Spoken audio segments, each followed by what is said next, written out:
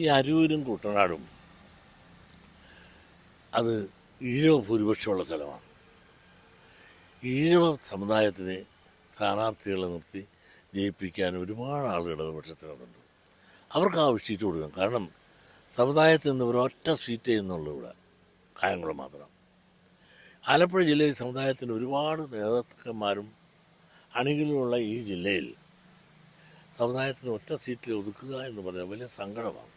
Kuttanad NCP കൊടുക്കുക എന്ന് പറഞ്ഞാൽ ഒരു അഡ്ജസ്റ്റ്മെൻറ്റിൽ ആദ്യം ഒരാൾക്ക് കൊടുത്തു പോട്ടെ, പക്ഷെ തുടർന്ന് അവർക്ക് തന്നെ കൊടുക്കുക എന്ന് പറഞ്ഞാൽ ജനാധിപത്യത്തെ കശാപ്പ് ചെയ്യാം. അവർക്ക് കൊടുക്കുക എന്ത് ന്യായം?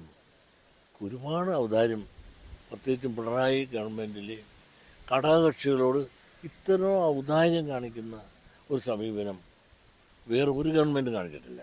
കാരണം ഒരു MLA ആയാൽ അവന് മന്ത്രി, എല്ലാവർക്കും വേണ്ടത്ര പരിഗണനയും പരീക്ഷയും കൊടുക്കുന്നുണ്ട്.